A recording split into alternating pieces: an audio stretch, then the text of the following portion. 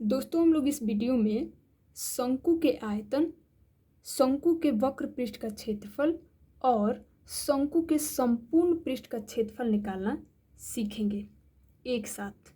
ठीक है, तो एक क्वेश्चन लेंगे। देखिए क्वेश्चन है, एक शंकु के आधार की त्रिज्या 5 मीटर और उसकी ऊंचाई 12 मीटर है, तो उस शंकु का आयतन, वक्र पृष्ठ का क्षेत्रफल तथा संपूर्ण पृष्ठ का क्षेत्रफल निकालिए। तो चलिए सबसे पहले हम लोग शंकु के आयतन निकालना सीखेंगे, लेकिन उससे पहले ये जो चित्र है शंकु का, इसमें कुछ बातें हम लोग समझ लेते हैं कि कौन क्या है। देखिए ये जो दूरी आप लोग देख रहे हैं, आधार में एक वृत्त बना हुआ है और इस वृत्त में ये जो दूरी आप लोग देख रहे हैं ये इस शंकु की त्रिज्या है, जिसका माप यहाँ पे 5 मीटर है। और ये जो दूरी आप लोग देख रहे हैं ये इस शंकु की ऊंचाई है, जिसको यहाँ पर h से व्यक्त किया गया है और जिसका माप है 12 मीटर। ठीक है, और ये जो दूरी आप लोग देख रहे हैं तिरछी, ये इस शंकु की तिर्यक ऊंचाई है, जिसको यहाँ पर स्मॉल l से व्यक्त किया गया है, लेकिन इसका माप इसमें नहीं दिया गया है। ठीक है, अब हम लोगों को सबसे पहले इसका हम लोग शंकु के आयतन को निकालेंगे। तो दोस्तों शंकु का आयतन निकालने के लिए हम लोग एक फॉर्मूला का प्रयोग करेंगे। तो चलिए सबसे पहले उस फॉर्मूले को लिख लेते हैं।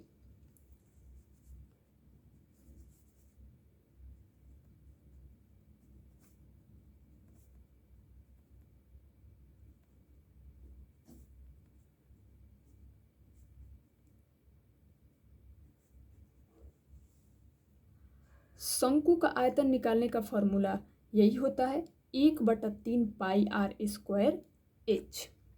आर इसकी त्रिज्या है जो कि हम लोगों को मालूम है, एच इसकी ऊंचाई है, इसका भी माप हम लोगों के पास है। अब ये पाई है, तो दोस्तों पाई का मान लगभग 22/7 होता है। पाई के जगह पर 22/7 को रख करके हम लोग क्वेश्चन को आगे बढ़ाएंगे। तो चलिए रखते हैं, 1/3 पहले से ही है, गुणा का निशान, फिर पाई के जगह पे रख देंगे क्या 22/7, फिर गुणा का निशान लगा देंगे। आगे है आर स्क्वायर और आर इसकी त्रिज्या है जिसका माप है 5 मीटर, तो इसके स्थान पे रख देंगे 5 और इसके घात में क्या लगा हुआ है 2, तो 2 लगा देंगे। ठीक, फिर आगे बढ़ेंगे, एच है जिसका माप है 12 मीटर, तो गुणा का निशान लगा देंगे, फिर यहाँ पे लिख देंगे 12। ठीक है, अब इस क्वेश्चन को हम लोग सॉल्व कर देंगे। तो चलिए सॉल्व करते हैं इसको। 1/3 गुणा का निशान 22/7, फिर गुणा का निशान, फिर यहाँ पर 5 के घात में 2। इसका मतलब क्या होगा, इसका मतलब यही होगा कि 5 को 2 बार गुणा के रूप में लिख देना है, 5 गुणे 5 इस तरह से। ठीक है, फिर गुणा में है 12। ठीक, अब क्या करना है कि जो कट रहा है उसे कटा करके छोटा कर लेना है। ठीक है, तो ये 12 3 से कट सकता है, 3 चौके 12। ठीक है, अब इसके अलावा कुछ नहीं कट रहा है, तो ठीक है, जो ऊपर वाली संख्याएं हैं उनको हम लोग क्या कर लेंगे, गुणा कर लेंगे। ठीक है, तो देखिए 5 का गुणा 5 से करेंगे तो क्या हो जाएगा 25, और 25 का गुणा जब आप लोग 4 से करेंगे तो क्या हो जाएगा 25 चौके 100। ठीक है, और जब 100 का गुणा 22 से करेंगे तो क्या हो जाएगा 2200। ठीक है, फिर बट्टे में क्या है 7। ठीक है ना, अब हम लोग क्या करेंगे कि 2200 का भाग 7 से कर देंगे, तो जब आप लोग भाग करेंगे तो आएगा 314.28 मीटर क्यूब, और यही हो जाएगा इस शंकु का आयतन। ठीक है, तो पहला तो हो गया। अब दूसरे नंबर में क्या निकालना है, शंकु के वक्र पृष्ठ का क्षेत्रफल। तो शंकु के वक्र पृष्ठ का क्षेत्रफल निकालने के लिए भी हम लोग एक फॉर्मूला का प्रयोग करेंगे। तो चलिए दूसरे नंबर में हम लोग लिख लेंगे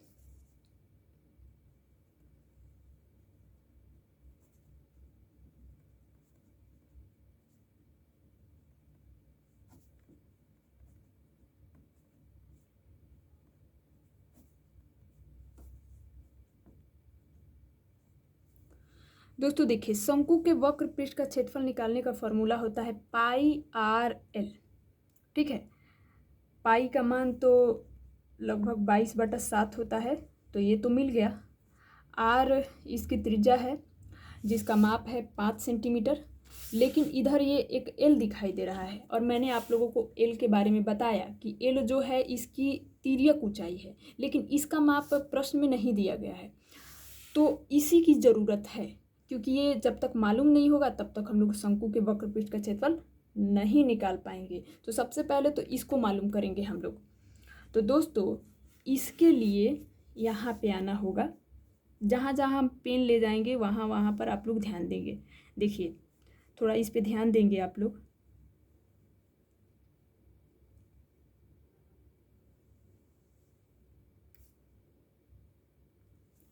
क्या ये एक समकोण त्रिभुज नहीं है, है ना? अब इतना हिस्सा को हम लोग बाहर निकाल लेंगे।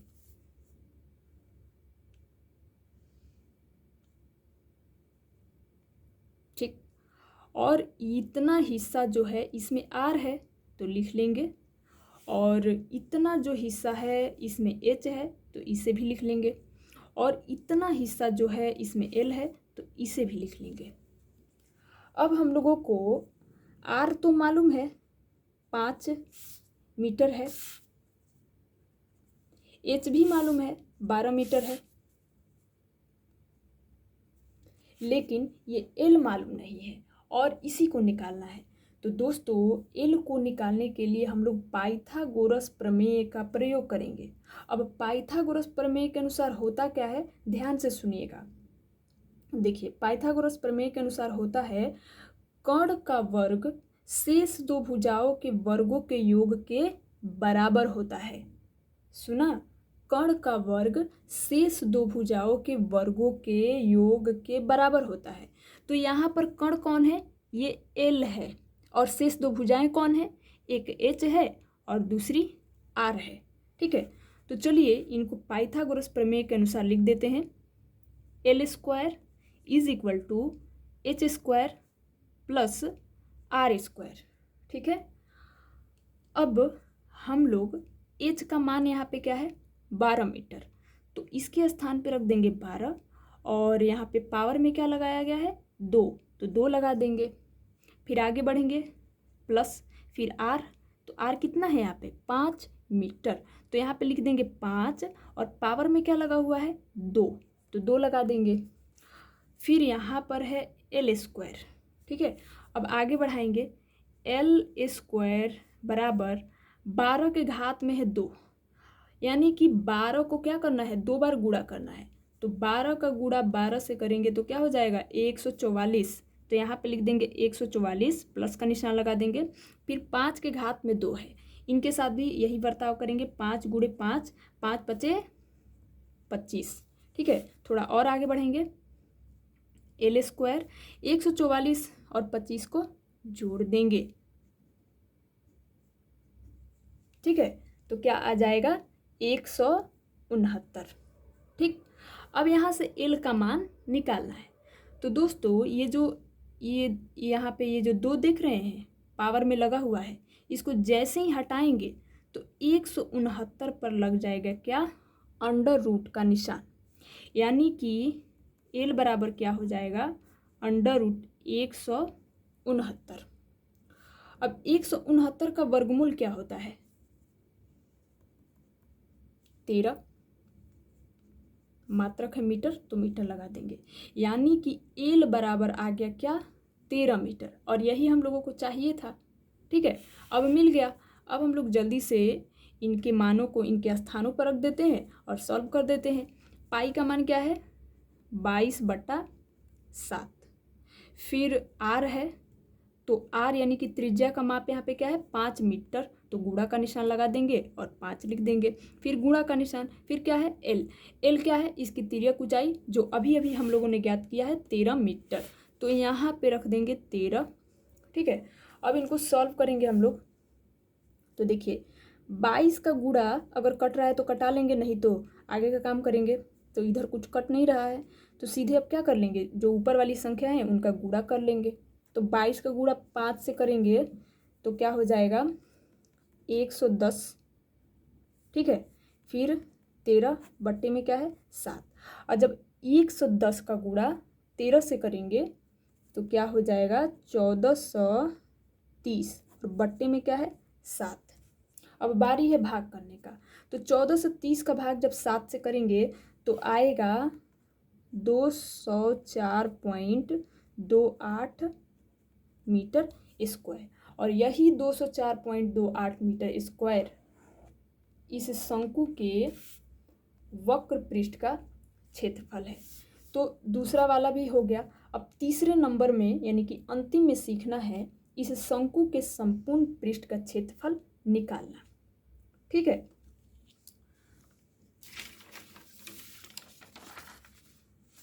तो दोस्तों देखिए, तीसरे नंबर में हम लोग शंकु के संपूर्ण पृष्ठ का क्षेत्रफल निकालना सीखेंगे।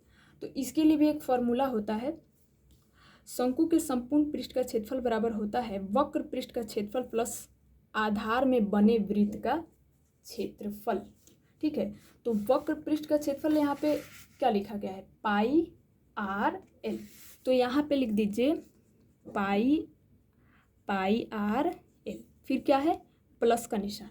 फिर इधर आगे लिखा गया है आधार में बने वृत्त का क्षेत्रफल, ठीक है। तो इधर देखिए ये जो शंकु है इसके आधार में क्या बना हुआ है, एक वृत्त बना हुआ है। मतलब इसका क्षेत्रफल हम लोगों को, इसके क्षेत्रफल यानी कि वृत्त के क्षेत्रफल का जो फॉर्मूला है इसके स्थान पे लिखना है।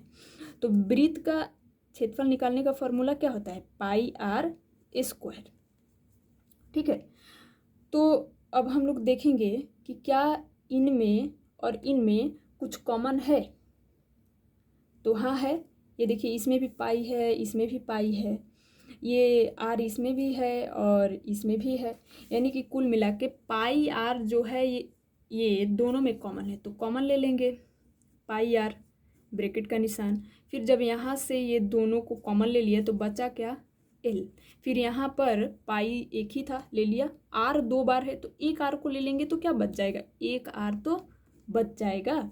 फिर बीच में क्या है प्लस, ठीक है। यही है शंकु के संपूर्ण पृष्ठ का क्षेत्रफल निकालने का फॉर्मूला। अब क्या करना है, अब तो बहुत इजी हो गया।